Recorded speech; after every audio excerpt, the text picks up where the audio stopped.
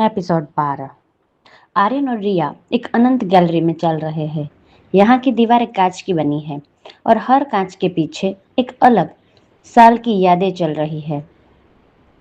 रिया का शरीर अब इतना पारदर्शी हो चुका है कि उसके पैर की घड़ियां साफ दिख रही है।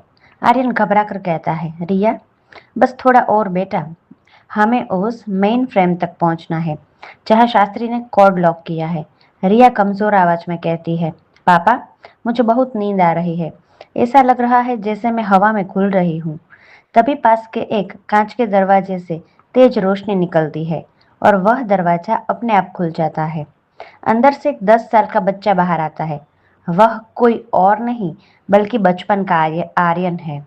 आर्यन उस कमरे में अंदर अंदर खींचा जा रहा है। वह देखता है कि छोटा आर्यन जो 10 साल का है एक टूटी हुई रेडियो मशीन को ठीक करने की कोशिश कर रहा है। उसके पास उसके पिता आर्यन के दादाजी बैठे हैं। छोटा आर्यन कहता है, पिताजी क्या हम समय को पीछे घुमा सकते हैं ताकि माँ फिर से हमारे पास आ जाए। पिता कहता है, समय को पीछे नहीं घुमाया जाता बेटा, उसे जिया जाता है। पर याद रखना, विज्ञान एक दिन वहां पहुंचेगा जहां यादें हकीकत बन सकेंगी। बड़ा आर्यन यह सब देखकर रोने लगता है। उसे एहसास होता है कि समय यात्रा की उसकी भूख असल में अपनी माँ को खोने के दुख से पैदा हुई थी। अचानक उस शांत कमरे में दीवारें फटने लगती हैं। शास्त्री की आवाज गूंजती है। वह अब एक विशाल काले धुएं की तरह दिखाई दे रहा है जिसके बीच में लाल लाइटें जल रही है। शास्त्री कहता है, कितना भावुक दृश्य है, लेकिन आर्यन तुम यहाँ अपनी यादों में खोने नहीं बल्कि मरने आए हो। अगर तुम इस 1990 वाले कमरे से बाहर नहीं निकले तो तुम खुद एक बार याद बनकर यहाँ कैद हो जाओगे।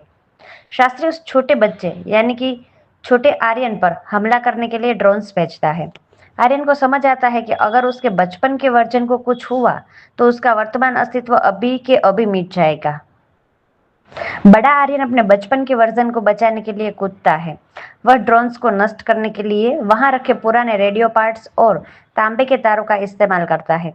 आर्यन छोटे आर्यन से कहता है, घबराओ मत, ये रेडियो के तार पकड़ो और उस बैटरी से जोड़ो, हमें एक शॉर्ट सर्किट करना होगा।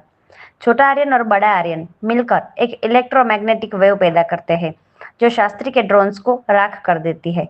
छोटा आर्यन बड़े आर्यन की आंखों में देखता है और कहता है, तुम बहुत बड़े वैज्ञानिक बनोगे ना। बड़ा आर्यन मुस्कुराते हुए कहता है, हाँ, पर मैं ये भी सीखूंगा कि कुछ चीजों को खो देना ही बेहतर होता है।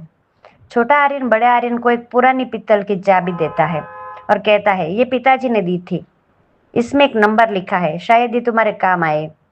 आर्यन उस चाबी को देखता है, उस पर 2404 2026 लिखा है, यानी कि 24 अप्रैल 2026। यह वही तारीख है जब कालचक्र का पहला सफल परीक्षण होना था।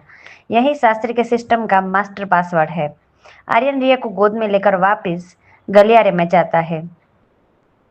जैसे ही वह पासवर्ड डालता है, दी ओरिजिन की मशीनें फिर से घूमने लगती है। समय फिर से धीरे धीरे चलने लगता है। राजकोट में रुकी हुई बारिश की बूंदें जमीन पर गिरती है। ईशा की आंखों में चमक वापस आती है, लेकिन जैसे ही आर्यन वापस वर्तमान में आने की कोशिश करता है, वह देखता है कि रिया वहां नहीं है। उसकी जगह वहां एक नीला डेटा चिप पड़ा है। तभी शास्त्री की आखिरी हंसी सुनाई देती है। शास्त्री कहता है, तुमने समय तो चालू कर दिया आर्यन, लेकिन रिया अब एक इंसान नहीं रही, वह अब मेरा हिस्सा है। अगर उसे वापस चाहिए तो तुम्हें 2050 में वापस आना होगा, जहां मैं तुम्हारा इंतजार कर रहा हूँ। आर्यन के सामने अब 2050 का पोर्टल फिर से खुल गया है। आगे क्या होता है जानने के लिए सुनते रहें कालचक्र ऑन फ्री स्टोरी एफएम।